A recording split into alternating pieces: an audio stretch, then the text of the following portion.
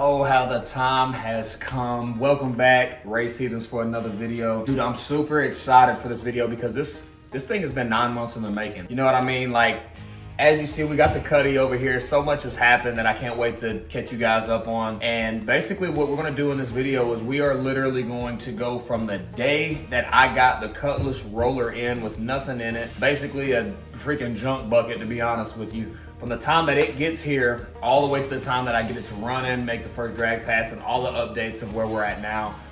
Some of the updates will come in the next couple of videos. I'm gonna release them pretty rapidly. But this is going to be from the roller, to putting the motor in, to putting the transmission in, to doing the inside, to doing the body work, to all kinds of stuff. So I'm not showing you the car yet because I want you guys to see it at the end. I'll probably show some of it in the thumbnail. But super excited to bring you guys and show you this because I can't really find any G-body like drag builds online. Like on YouTube, nobody shows them like showing their build of drag racing.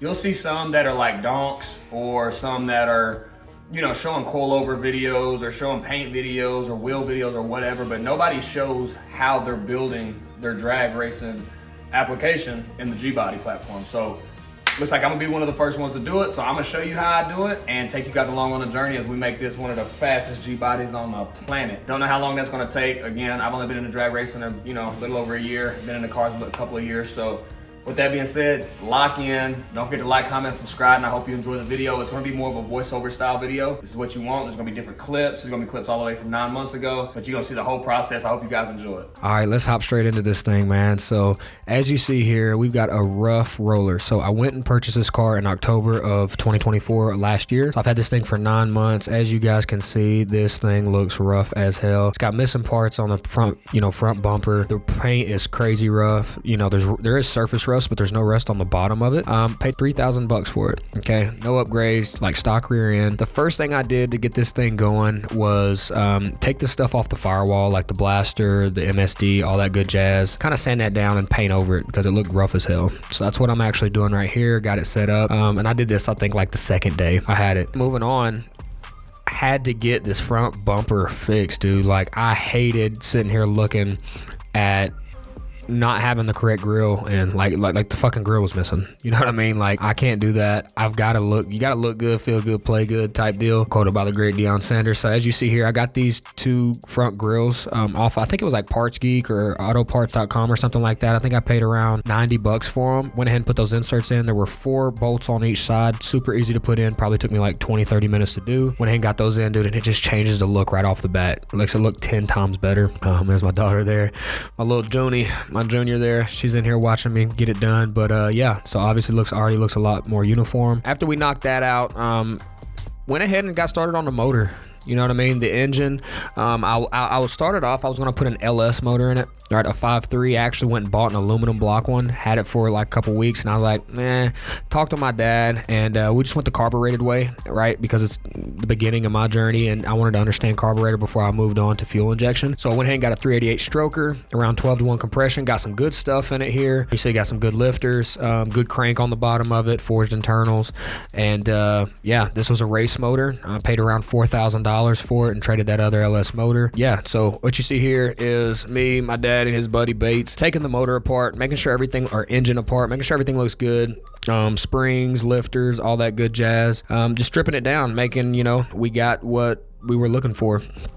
Taking the gaskets off here, just kind of showing the process. This was all the way back in November. All right, so went back in November. My dad here going at it with what looks like a damn Bob the Builder play hammer. This is when I didn't have no damn tools, so I went and got some good tools that we could use to get this stuff apart. The bell housing looks good, and this was a nitrous motor. I want to say that it was running like 640s on the motor in a super light car, then in the 5s with nitrous, but it looks really good. We didn't see any kind of metal shavings in the oil pan. We didn't see any kind of jacked up shit. So rocking and rolling. As we move on here, I had to get to the body work, and this is again 8-9 months ago when I didn't know a whole lot. So the body work I put a lot of hours into. It still has a long way to go, but I started sanding it. Look at the surface rust here. Look at the difference of surface rust that we have, just hitting it with 120 grit, 80 grit, and then working my way up. As you can see, hit it with some primer here, and this is these videos are over weeks, right? This wasn't all in like a day or two. This is me going at it after long days of work and stuff, running my business, going out there at nighttime, getting it sanded down done. And so finally it's time for primer. This was a clusterfuck, I'm not gonna lie to you. The after picture right here is not that primer that I just used there. I used that Superfill primer. I only had a 25-gallon air compressor, had to learn how to use that thing. You can use low volume air compressors, but put that primer on, looked like shit, sanded it all off, then got some epoxy primer, right, to fill in the gaps and stuff like that of the sanding.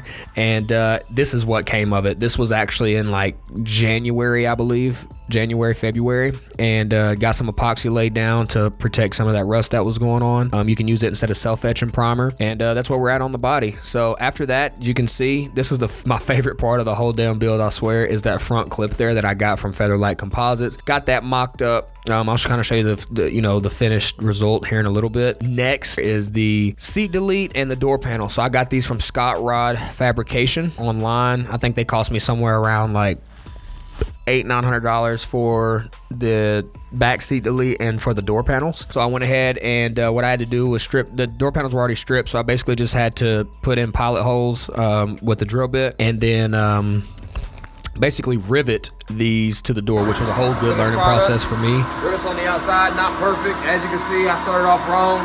I'm gonna end up painting those black, but dude, we'll show a before and after picture here on just how much better it looks. Both doors are finished. It's way, way, way better. Now it's time to hop on this back seat. As you can see, how they're gonna kind of look. I'll take this off of here to kind of show you guys the before. So I just kind of had them mocked up, but that's what the back looks like right now. So these are gonna make this thing really tie in together, look really, really good. We'll get this old steering wheel and dashboard out of here, but let's go ahead and knock this out, and that's where we're at right now, is me basically showing the befores and getting them installed and what it looks like now.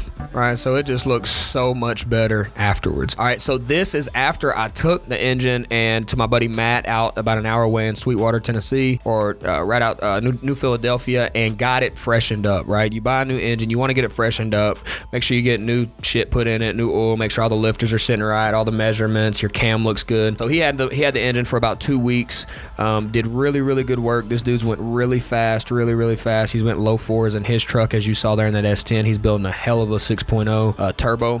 But we got the engine back. Now it's time to put the engine in the car again. My dad and his buddy Bates back over, getting it put in there. This was a bitch to sit in there, I'm not gonna lie. My car was sitting so damn high because of the stock springs that were in it. It damn near looked like it was Carolina squadding. But we got that thing put in there. This was fucking, it felt like, I don't know, I felt like a brand new man. This was super awesome to see it sitting in the car for the first time.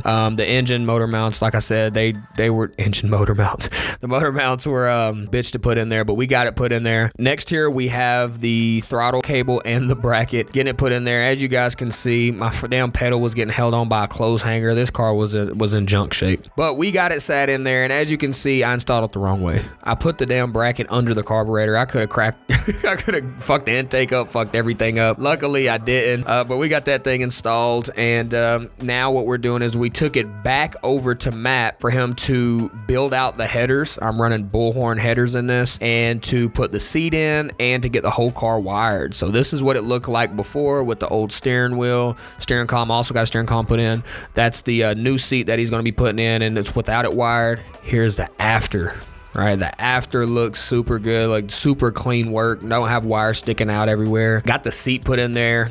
We see he welded a bar onto the back of it for better safety precautions. Got the new Motion Raceworks steering column put in there with the new steering wheel. Got the headers built. Look at that, looking like turbo headers. Got them bullhorned out the front. Super easy access to the spark plugs. And then so what we're doing here is we're kind of just going ahead and finishing up getting the system prime. So we put a primer in where the distributor goes. We're making sure the oil pressure works. We got around like 65 pounds of oil pressure there on the new gauges. You can see the new switch panel there, K&R, and look how she looks now, man. Got 18s on the front, got the clip installed, and then now the next step is coilovers. So I went with Strange double adjustable front coilovers, I think with 400-pound drag racing springs. This was all new to me, taking the spindle, the brake, the rotors, taking all that good jazz off, getting that spring out of there. You got to be careful when you're doing that. I used a pry bar and stood to the side so the spring didn't hit me, but look at the difference beside the coilover springs and these big ass stock springs, right? So we went ahead and got the plate sat down in there, got that stuff installed, jacked it back up, and look at the difference, man. The car went ahead and sat like a good 2 inches lower. I didn't install the 2-inch drop spindles yet because I didn't know at this time. This was back in April, but did put new brakes, new rotors on it. I mean, it looks good, right? I actually installed one of the what am I thinking of here? One of the bushings backwards, but I had to fix it. But look at the before, looks like junk. And look at the after, man. We are rocking and rolling. Looking good, dude. Looking so much better. Put new LED lights in it as well. Let's move on to the next part. So what I did was I went ahead and got a aftermarket radiator, an actual Honda Civic radiator, which is like 20 pounds less than that big ass radiator that comes in the stock G bodies. Sold the other radiator. What I'm doing here is I'm making brackets to install the new radiator right into the front of the car here, and so that's what I have. And so I bolt those into the radiator, or that's actually the transcooler there. Yeah, so I already put the radiator in. You'll see this in a minute. And so I was making the brackets, and now we have the transcooler here that's going on the back of the radiator. And so you'll see the radiator sat down in there in 1 second and how I did all this. Again, this is my first time doing all this, guys. You know what I mean? Like, I've only been in the cars for a little 1.5 years, so it was a learning process. But there's the radiator. There's a transcooler on the back of it, looking good, looking clean. Got the lines, about to be hooked up, man. So again, lost 20 pounds by getting rid of that old radiator. And this is how you get it done in drag racing, man. Again, it's a learning process. I'm not acting like I know everything, but I have learned a lot over the last year. Just trying to show you guys here what it looks like from the back. Pause. That sounded wild. Cool. Look at the engine, man. It just looks so clean.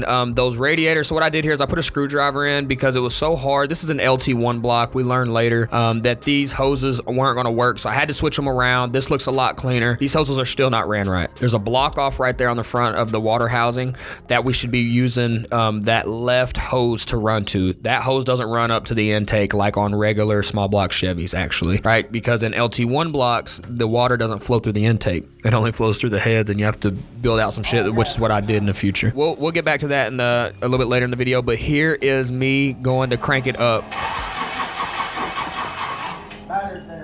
Listen to this. Excuse my garage, this shit look crazy. You know how it is when you're working hard.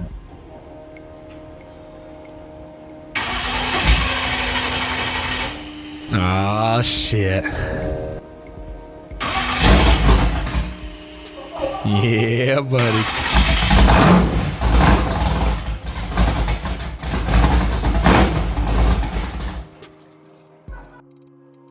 That first crank up was so awesome. It was wild. Like, my heart, I couldn't believe it, man, just because I put in the work on this thing, other than having the headers built, the seat column, and wiring and stuff. But I put all that in. I plumbed the entire engine. I did, right here, I'm putting in a transmission cross member for a TH400. So I had to go ahead and do that. You have to replace the stock TH350 if you put a TH400 in, and put this left bar on the left side, get it bolted in there so this will fit. This thing was kind of heavy. I wish it wasn't so heavy, but you got to do it. And I think this came from G-Force off Speed Motors.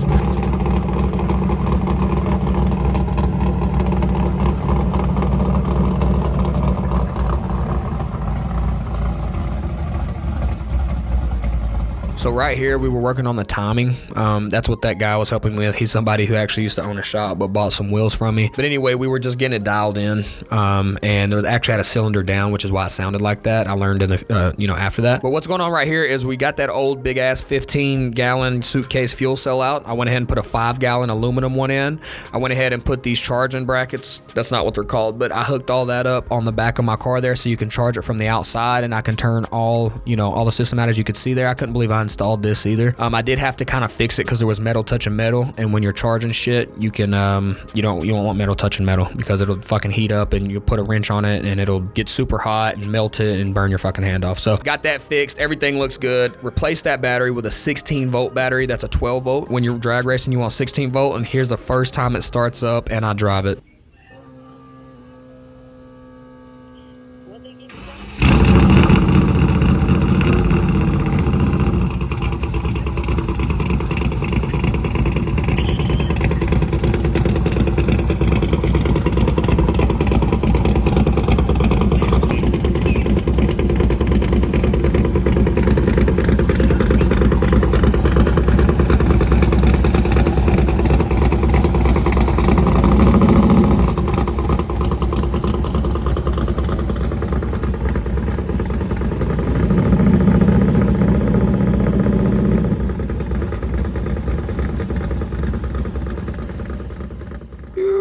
she looks so good, man. I did have the wrong torque converter in it. It was a turbo torque converter. It was super duper tight. Also, my shift linkage was fucked up. So I have since then replaced the torque converter with another one. You'll see in a future video. We got the timing down. We got the shifter linkage in. You guys are going to see it at the track.